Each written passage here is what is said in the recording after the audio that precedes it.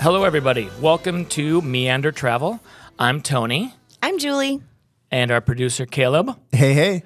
We're here today to talk about Santa Fe. We went on a work trip for my business recently, and we were in Santa Fe, New Mexico. Every year, once a year, in the fall, we switch up East Coast, West Coast, East Coast, West Coast. And this year, our meeting happened to fall in Santa Fe. Haven't been there much ever before. We don't know much about Santa Fe. It's kind of like a forgotten little area of travel, too, because most people go to Arizona. And we're excited to learn all about it and tell you about our travels. Wheels up. We're gonna be two hearts running wild.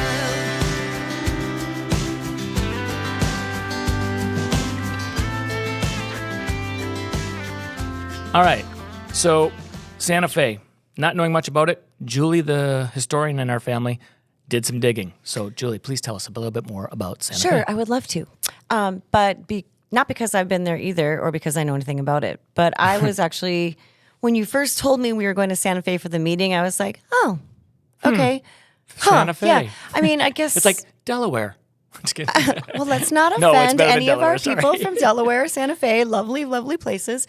I just did not know much about it or know what to expect or have an idea of what we are going to do. So I did have to, do some research and get on Google and kind of learn a little bit about it. And I also watched some YouTube videos. And then I realized, this is going to be super fun. There's some really cool places to go see and do. But Santa Fe, little fun trivia tidbit here, it is the oldest capital city in the United States.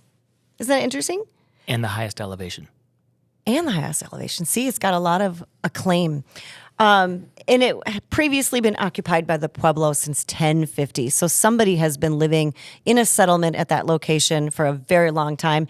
And then the Spanish, of course, took over a lot of the Southwest, and they established a colony there in 1607. So today, Santa Fe has 50,000 residents. They have a very eclectic population, and the city center and the town itself is so cute, like the old town, because it is all of that adobe architecture, which I think is part like Southwest and part Star Wars. It's kind of cool.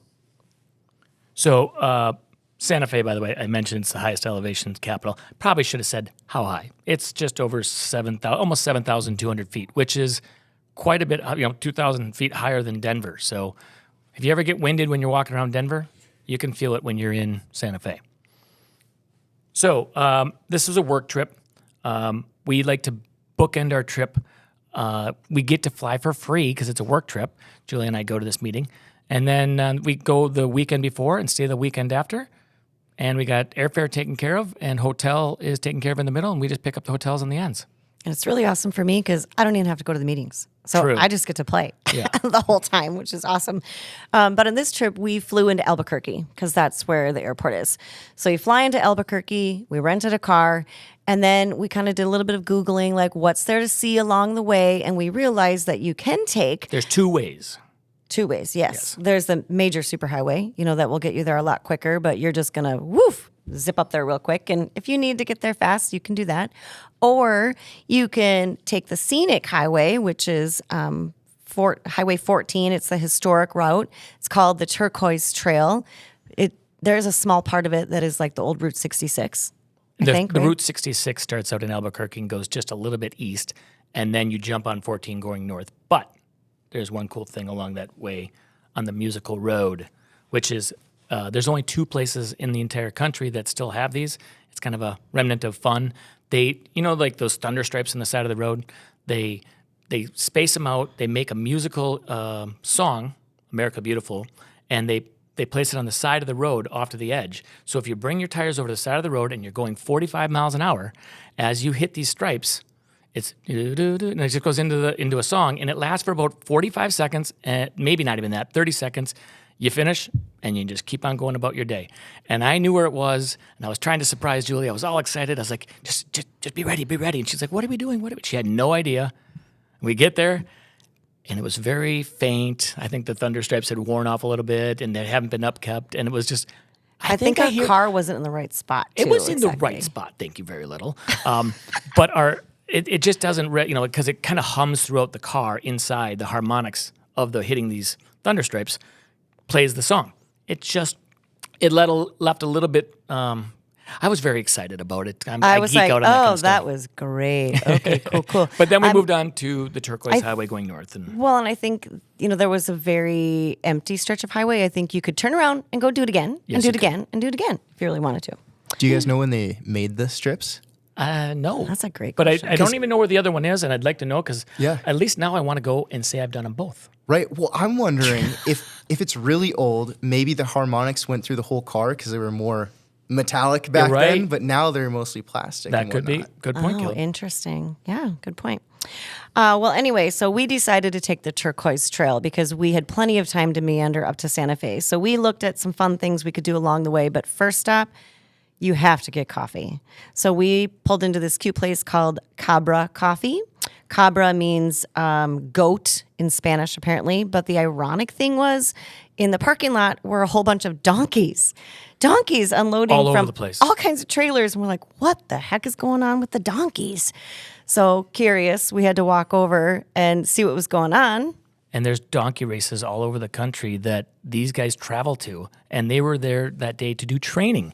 So they take them up onto the open land area, which is just off the side of where Cabra Coffee is, and they go and they run their donkeys, and they just get out and they get their exercise. So there's some really big races that they do around the country. One of them is in Colorado. But the reason that they do that whole donkey race is commemorative. And they're commemorating when the miners used to take donkeys with them into the mountains. It was a very important part of their... I looked it up. I know, but it's mean, funny come that we on. stumble upon these things. Like, It's we're just cool. getting a cup of coffee, just needing a latte. Just give me some caffeine. And all of a sudden, like, there's 24 donkeys in the parking lot. Why? And they're all walking around. The funny thing is, though, they're all shapes and sizes of donkeys. True. And we thought, like, well, is that big donkey going to race that little donkey? And they're like, oh, yeah, they all race in the same thing. But the handler has to hold on to the donkey. So they race together. So if it's a 7-mile race, the handler is running or walking or pulling. They have to stay together. And it said in the rules, like, any way you can get your donkey across the finish line. And that's probably way more donkey talk than you'll probably ever hear. It of was us. too much donkey So- talk. But very interesting side note. Okay. So from there, we got our coffee, and now it's time to head up to the top of Sandia Crest. So when you're in Albuquerque, and when you're going north to Santa Fe, there's one at the beginning. There's one giant monolithic mountaintop area called Sandia Crest that is in between the Turquoise Highway and the main highway up to Santa Fe. And you can be anywhere in Albuquerque and see this. It's huge. It rises up over 10,000 feet in elevation.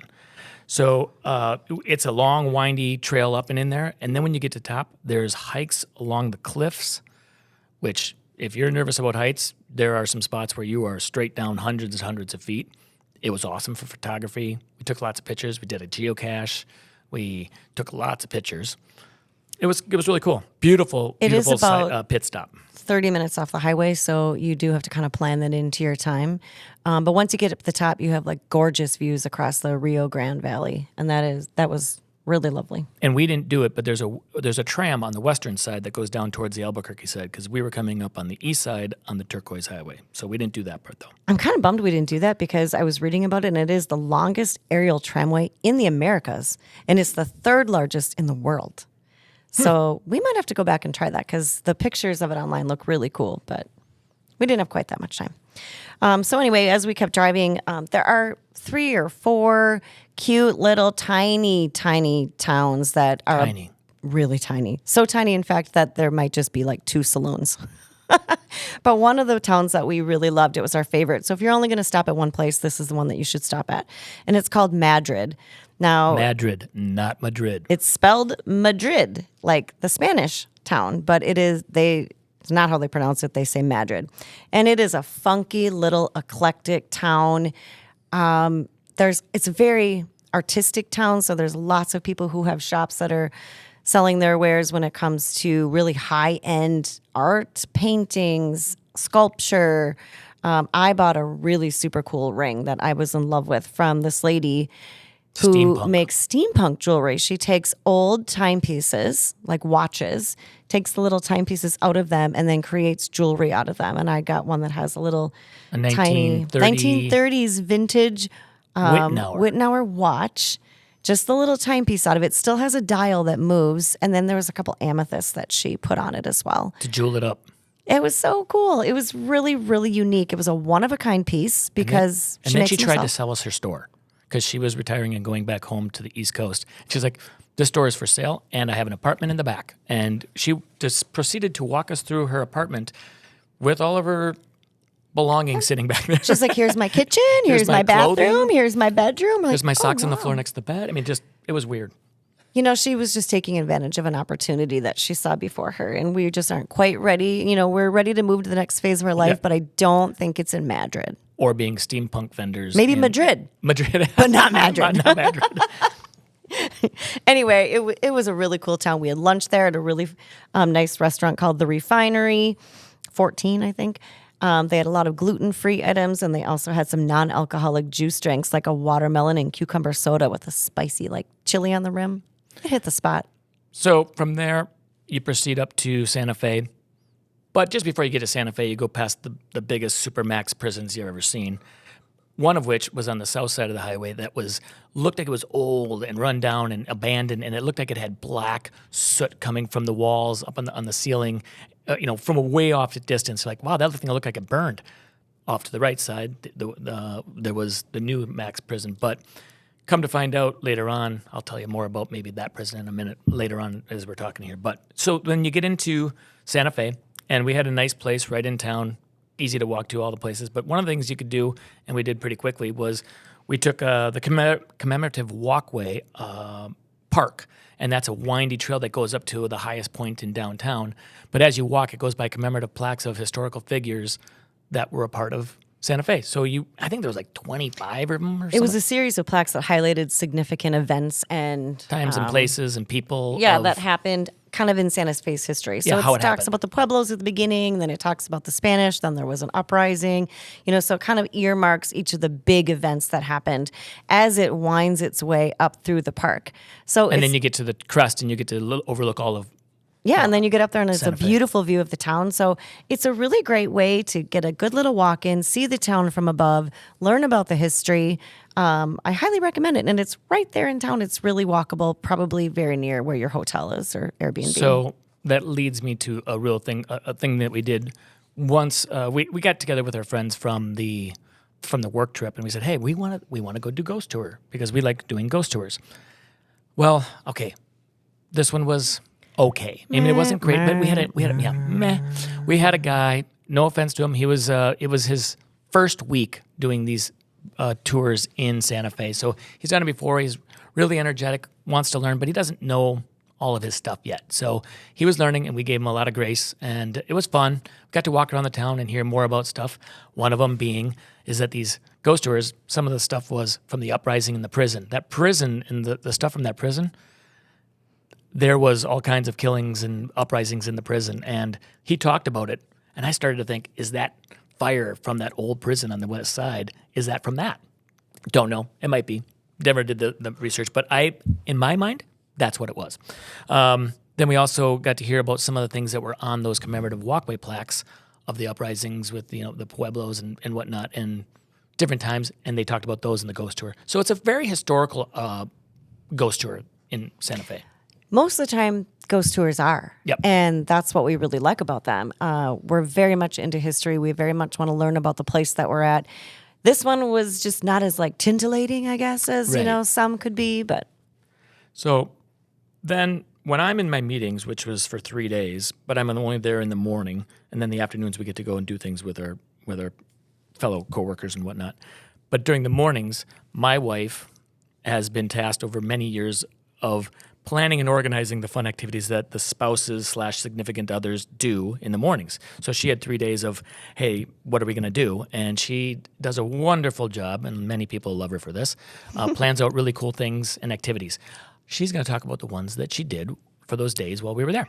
I am going to talk about them because they were so cool, and I'm really disappointed actually that you didn't go do them. I know. Because you kind of missed out. You get all the fun, we do all the work. I know, and it is great to have the opportunity to go do some fun things while you guys are doing that. But I would highly recommend these, you guys. All three of these are things that If not must-dos, definitely put them on your top of your list. So one of them that you should absolutely do, particularly if you like chocolate, and let's face it, who doesn't, is the Cacao Chocolate House. And this is a cute little building. They're a specialty chocolate company, but their passion is authentic and historic drinking chocolates. They call them elixirs. So in the olden days, previous to coffee, a lot of people would wake up in the morning and they would have hot chocolate. And this is kind of what that's like. But they actually have the authentic, original recipes that date back hundreds of years. So they have like pre-Columbian, Mayan, Aztec recipes. They have recipes from like the Europeans in the 1600s and also colonial Americans. It's amazing, all of the different hot chocolates that they have that you can try and taste and sample. And then in addition to that, like a regular chocolate shop, they have cases of beautiful chocolates, but they have really unique and fun, cool flavors, such as red chili caramels. They have a goat cheese and a sage chocolate, which that sounds weird. I know it sounds gross. It was delicious. They have some that have mezcal in them, prickly pear. That sounds good. Yeah, they have. I brought you some of those back. They do all in small batches. They're really fun flavors, fresh.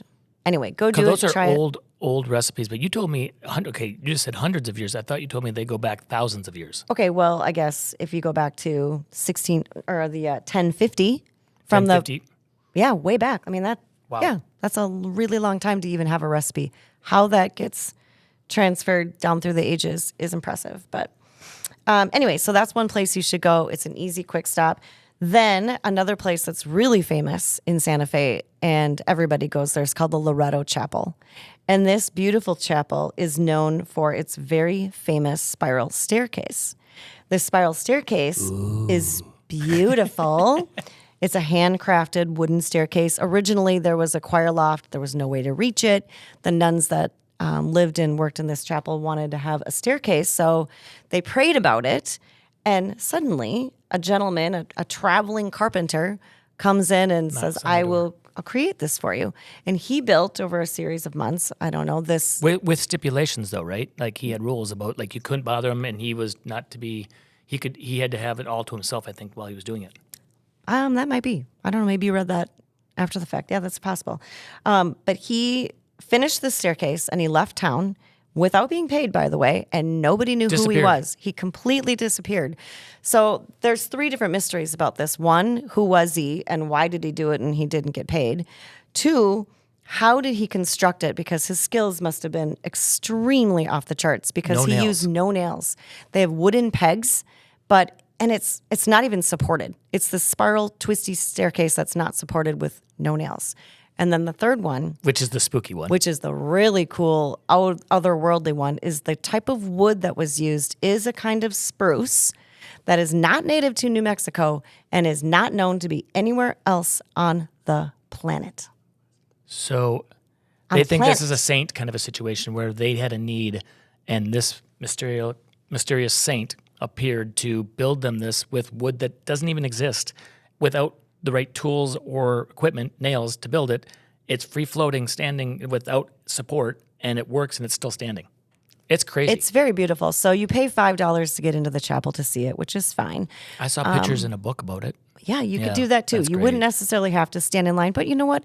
It's really pretty. And then when you're inside the chapel, there is an audio that plays explaining what it is, and it's on a loop. So you sit there for 8 minutes or whatever it is, and you listen to the story, and you're done. So anyway, highly recommend it.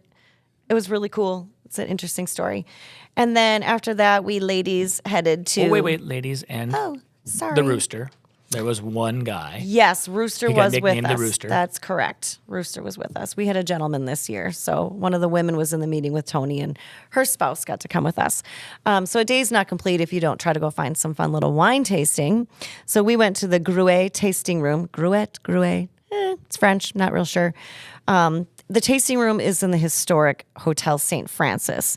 And we had a large group. We sat in their patio, and the gentleman that helped us was a one-man show, and he was so helpful, serving all of us, picking the wines that we did.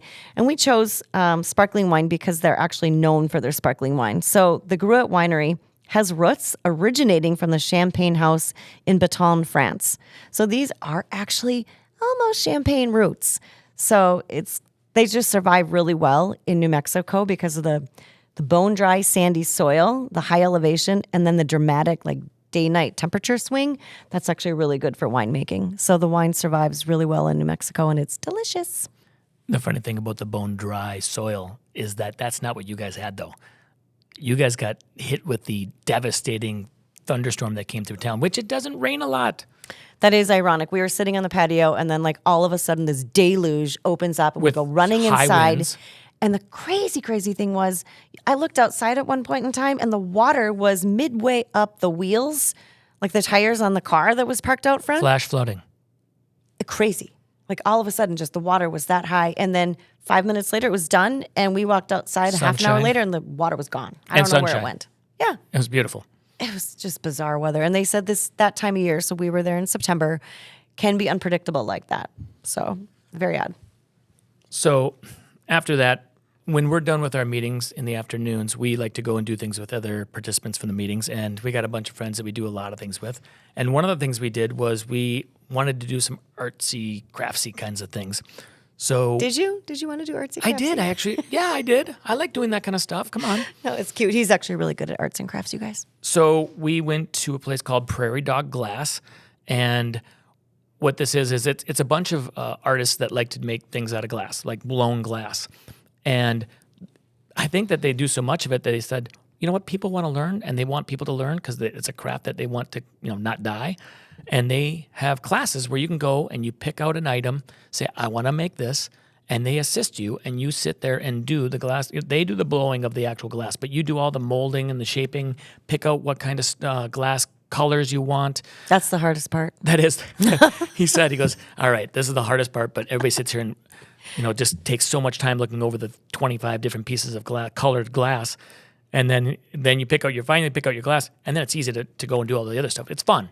Well, you're just trying to imagine, like, what will this look like when it's all swirled together and in a glass? It's tricky. So you could do things like a knob, like a paperweight. You could do glasses, goblets, bowls, platters, different things. I chose a bowl, kind of intricate, long, pretty big piece. And Julie, you did a glass. I did a little tumbler.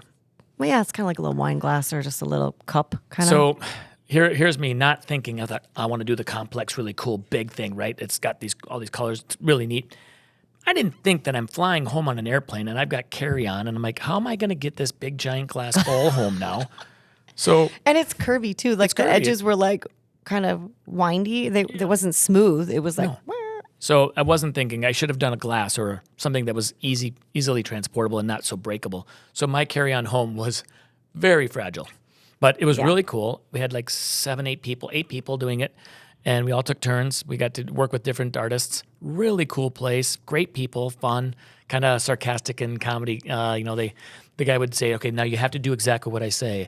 And he would tell you, like, okay, now you got to do this, now you do that. And you follow his directions. He goes, okay, now from that bench, now I want you to stand up. And you stand up. He goes, no, never mind, sit down.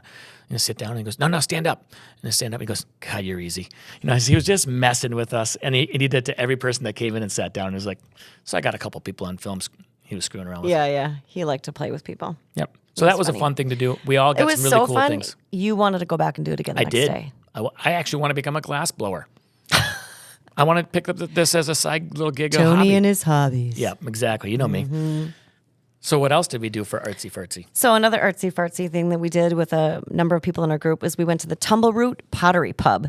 And this is a craft cocktail bar, but it has an activity. You get to sit there and mold clay. So they give you I don't know how many pounds of clay. They give you your own little clay ball, and you get to roll it, cut it, shape it, make whatever you want. It's a really fibrous clay, and it dries in 24 hours. So it doesn't have to go Super through messy. It is very messy. Doesn't have to go through a kiln. So you can make whatever you want. Tried to make, well, I won't actually spoil that because it's something that we did later. But you can make whatever you want. And that was kind of fun just to have something to do with your hands while you're sitting there talking with your friends and having cocktails. I had a really lovely cocktail trio. It was a mojito, a mule, and a paloma. Little trio was delicious. So if you want, you can leave your clay there and it dries overnight, and you can come pick it up the next day or a couple of days later and it's completely dry and ready to go. But I think we were getting towards the end of our stay there, and we thought, we'll just bring them with us, and we brought them back to our hotel. Oh, and you can paint them too. I Yep, painted and you mine. painted yours. I got really into the painting of it. And Not everybody else did. Strange. No, I did not. So from there, the next one thing that we did that probably the highlight of the trip that we were really looking forward to, we had planned a long ways in advance, that we have never done before, is that we got a group together and said, who would like to go hot air balloon riding in Santa Fe? Actually, you surprised me with this. Yeah, I kind of did. Yeah, I didn't know we were doing it Yeah, I until forgot. right before we were going. I Yeah, was like, because you can be afraid of heights. what? Yeah, there was a few people in our group that were afraid of heights, and they're all like, Actually, all of us. Conquer our We all demons. said we all said "You that were all a we're bunch of scared to do it. wussies." It was really cool. We went with a company called Santa Fe Balloons. They're well known. They're one of the big ones that do it in the area. Didn't know what to expect because we've never done it before. But they drive you out into the country. You pick up the basket and the balloon. They drive you out farther into the country. Then they get it all set up. It's really fun to sit and watch them set it up and get it all laid out and the way they lay it out and roll it out and then blow it up. And there was 2 balloons. It was ours and then another one. So we got to watch the 2 of them. Ours had 10 people in it and a pilot, and the other one had 4 and a pilot.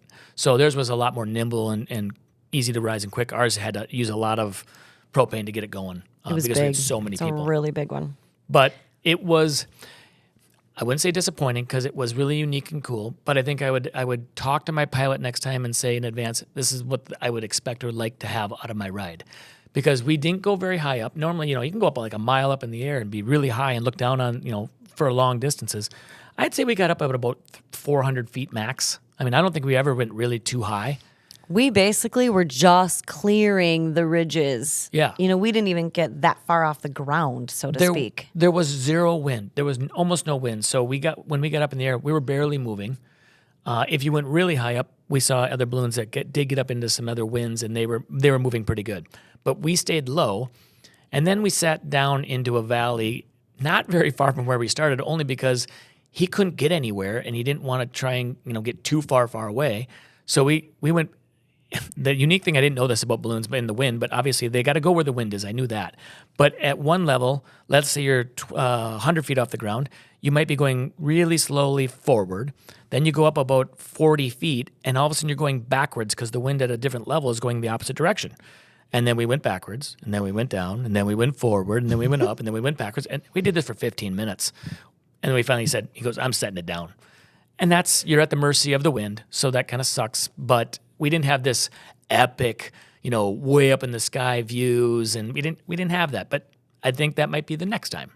Well, none of us felt any fear. There was no whatsoever. fear because we never and got. I will say, I got a job done on the ground a couple times. So these baskets are like quadranted off, and I was in a quadrant with 2 other people, and we were squished. A really big dude and another gal and me, and we basically couldn't even turn around in our little box. So it was not as enjoyable as it could have been either, because I could hardly see a different direction because I had a giant man behind. Great tip. If you're going to do this, you want to ask how many people are on the balloon, how many does it fit. I want it to be casual and loose. I don't want to feel, pinched in. And you could probably request that. I don't know if you'd have to pay more to have a whole balloon to yourself. You might. But if you want the free feeling of, not being confined in there, you might want to do that. Yeah, well, there's only 4 of us. We could have been in the other one. And that would have for been people great. that are listening that might want to do this in the future. Yeah. No, I know. Okay. It was nice. It was so quiet and peaceful up there and just really beautiful. And it's sunrise time, so the photos that you can get are awesome. The other balloon that was in the sky with us was so colorful. So the pictures we have of that one with the countryside are amazing. So it was definitely well worth it, but it is expensive. So But it was fun. A couple other things that we did. One was called Meow Wolf. And Meow Wolf is this surreal, giant indoor park of art and abstractness that you have to go online or go to understand it. But it's a maze of art rooms where you open up a picture frame and walk through, or you open up a refrigerator door and you walk through and you go through a tunnel and you get on your knees and crawl into another room, and then it's a furry room, and then you get up and there's mirrors on the ceiling. Just no matter what you can think of, you can't think of this because it's just somebody that was really. Who was the person that made it? J.R.R. Tolkien? I mean, no, not Tolkien. Shoot. Okay. No, it's a Famous writer. I don't know. I don't think so. All right. We'll I'm have to figuring look that up. out. Sorry about that. Didn't do my historical research on that one, but the Meow Wolf in Santa Fe is the original and permanent exhibition, and it's called the House of Eternal Return. I originally found out about this in Las Vegas because my sister lives in Vegas, and I had seen it there. I'm like, that looks so cool. I totally want to do it. And then when I saw that Santa Fe had one, and it was the original, I was like, we have to go see this place. But there's over 70 rooms in that place, and all of those rooms are decorated or created by local artists, local community artists. So it's really the whole community is, as general gets to put it together and decide what kind of different artwork goes in there. And it was a feast for the eyes, totally entertaining. But here's the word of caution, I would say.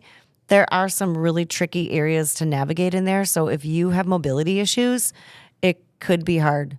Yeah, there's some very narrow spots and tiny little tunnels and things. And if you have really little kids, hang on tight, man, because you are going to get separated. Or if you have, if you suffer from flashing lights, that kind of stuff. There's a lot of rooms that had a lot of that kind of stuff. I had to call you at one point because I'm like, where are you? I have no idea. Yeah, I got phones, completely separated from the group. Even then, you're like, okay, where are you? I have no idea. I can't Well, I tell know you where I am, and you know where you are, but how do we find each other? I was by that weird staircase that went up into a tree, and like, I might have saw that 10 minutes ago, but I all don't know how to get back. It is George R.R. Martin who funded this.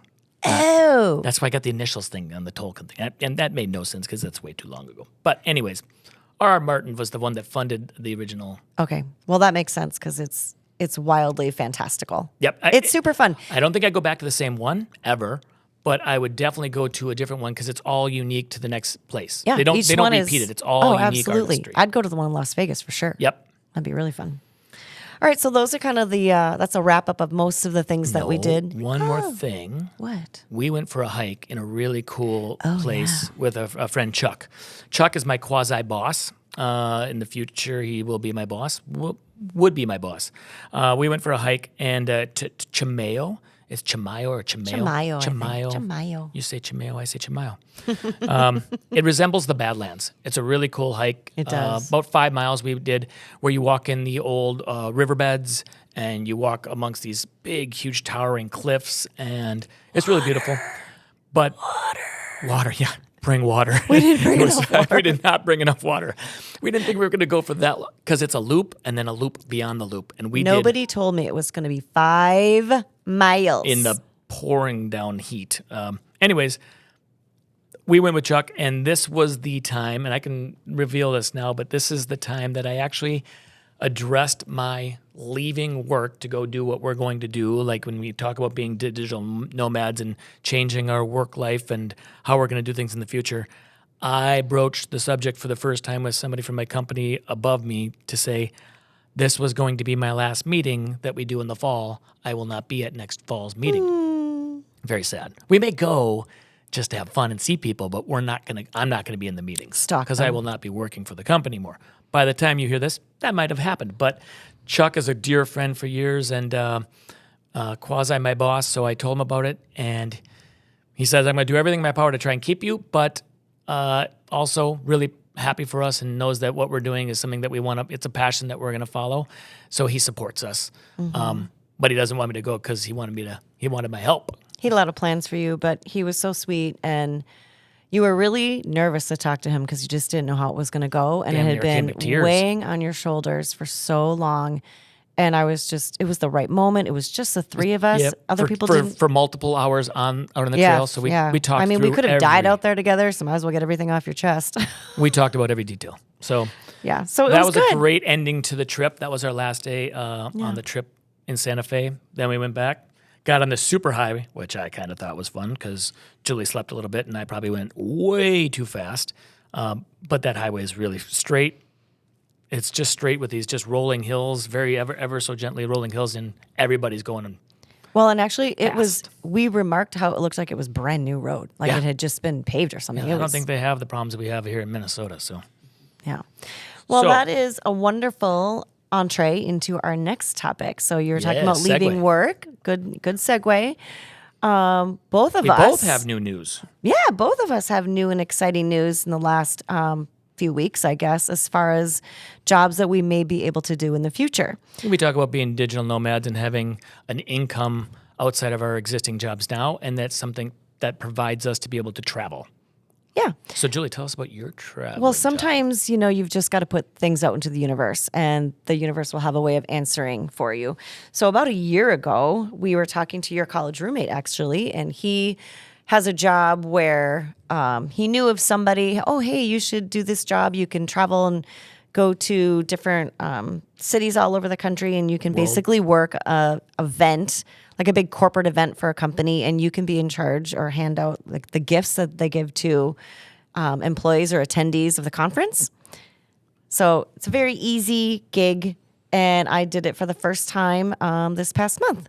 Got to travel to a new city that I'd never been to. You got to go to Raleigh. Yeah, I got to go to Raleigh, North Carolina, and I got to walk around town and take pictures of the state capitol and learn a little bit about their history. And it was just 3 days in and out. It was very fun, super easy. It was a long day of work, but it wasn't complicated. But your long day was only one day. You fly on one day, get paid for the travel and a per diem, and then you had to work pretty hard one long day. It was like a good 12-hour next day. Yeah. And then you fly home the next day. Yeah. And you got there early enough on that first day that you were like sending me 10,000 texts with photos of how cool Raleigh was and all the different streets and architecture. I went to lunch. I got to go to dinner. I got to meet some fun people. But this is a job that I can do from anywhere in the country. So if we're living somewhere else, or from in the world for that matter, we could bebop around, do a few of these things. I don't know. We'll see how it happens. We'll just see how it grows. And the beauty is I'm going to apply and do that with her, hopefully, come spring and summer, so that we can go and do a trip or two together, then take a month, go do something, travel. But we're a benefit to those companies because we'll share a room, I hope, right? So they only have to pay for one room. They don't have to pay for separate rooms for two different people. Right. So they can save money and they get both of us and we work together and travel together. Yeah. So more Could be work good. trips. It could be good. And that was something that, he had passed along my name a year ago and kind of forgot about it. Nothing had happened. And suddenly I get a call 3 weeks ago and thought this is just the perfect timing. So yes, absolutely. I'm interested. So very exciting. We'll see what happens with that. But you guys just got to think out of the box and talk to people, network, and think of, other ideas, which another idea is what you're now starting. So Julia's been on me for many, many years to do something with my photography, sell it. And I've never been wanting to. Just, for myself, I love photography, but never wanted to sell it. Well, I love TikTok, as I've mentioned before, and I follow some people that sell their photography on stock photography. But a lot of photographers that sell on stock photography, they're professional photographers. They put all their time and effort into a single shot. Where, from what I was learning on TikTok from some people that do this, is that they put a lot of stuff right off their iPhone. They don't even use cameras. They use their iPhone cameras. And they said, if you got thousands of photos in your camera, you're sitting on a lot of money.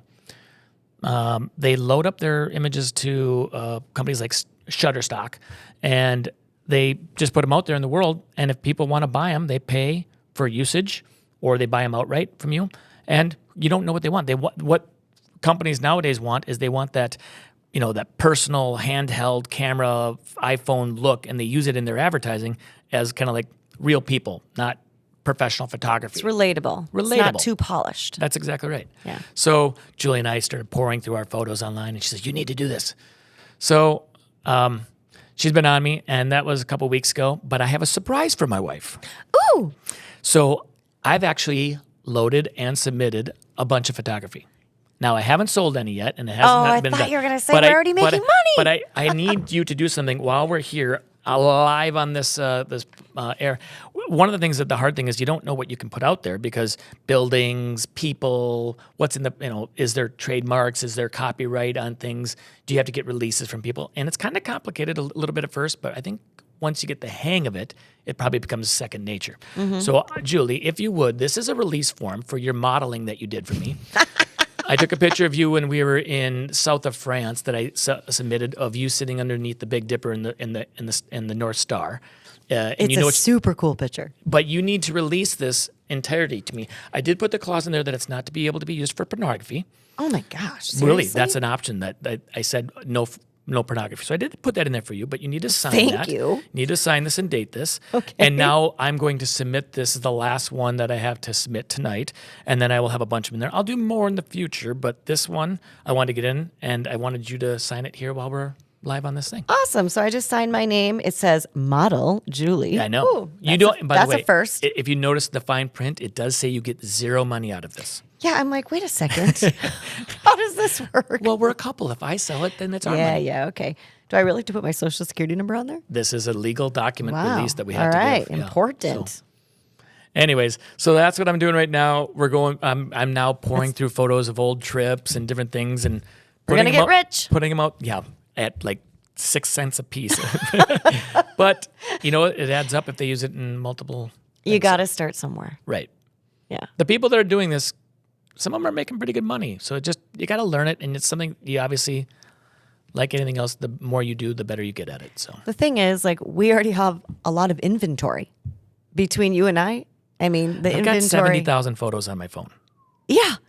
Yeah. Now, I don't think they all want to see what I have on there, but there are a lot of good. I mean, like my dinner last night. I take pictures of food. I take pictures of. Well, they might anything. want pictures Yeah, of maybe. food. You know what? That's actually. But the point is, you know what? Take your passions that you already have and turn it into something. You know, it's Right. And by the way, I joke about TikTok, but you know what? These kind of things I'm learning by seeing other people doing them, and people that are proud of it put that stuff out there. And a lot of people that are successful say, hey, I will teach you how. If there's anything you like to do and you say, I would wish I could do this for a job, go on TikTok for 5 minutes and do a search for whatever that item is and how to like make money doing it. And somebody out there is offering a course for $20-$30 that you can follow their footsteps and do what they're doing, and they'll tell you how to do it. This is one of them. I never thought that some of these random pictures. I took some pictures of some trees the other day, loaded it up. Somebody might want photos for some stock photography a fall of fall program colors. or Yeah, something. who knows? Well, and on the flip side of that, if you have knowledge that you can do your own little Correct. tutorial, you can sell that on TikTok or on Amazon or wherever. A how-to book and sell it for Yeah, 99 if cents. you have something that you know how to do and you can walk somebody else through it, I guarantee you somebody else is wondering how to do that. And they'll buy maybe it. you make $20 a crack. Who knows? Maybe you sell 100 of them. Hey, guess what? That's going to pay for one nice vacation. Right. Yeah. So that's our talk tonight. Santa Fe was fun. Yeah. I don't know if I'm rushing back to Santa Fe, but it was a good time and we enjoyed ourselves. There's a lot of places I want to see in the world before I always judge, hey, would you go back there? Yeah, I would go back to Santa Fe. I think that I would go to a lot of places prior to going back to Santa Fe. Well, and so would we recommend that you go to Santa Fe? Sure. Absolutely. But here's what I will say. We were there a week. That's too much. I mean, That's it a was lot. fine because we were there for meetings and, we didn't have all of the time to do stuff because you were busy. But a 3 or 4 day trip to Santa Fe, I think, would be lovely. Yep. It's very artistic, lots of great shops and restaurants. Definitely worth a visit. I know what I would do differently is that there's a lot of national parks to the north and a lot to the south. I would find a way of, if I'm going from the national parks in southern Colorado, go to them, go down through Taos, which we didn't get to, go down to Santa Fe, spend a couple of days maybe at each, 1 or 2 days at each, go down to the national parks on the border of Texas from there. It's Yeah. a great trip. That'd be a great trip. All right. Well, there you go. So yeah. next episode, we get to talk about a recent trip we took, and you'll be hearing it on the next podcast, London. London calling. Yes. So thanks for joining us. Wheels Wheels up. up.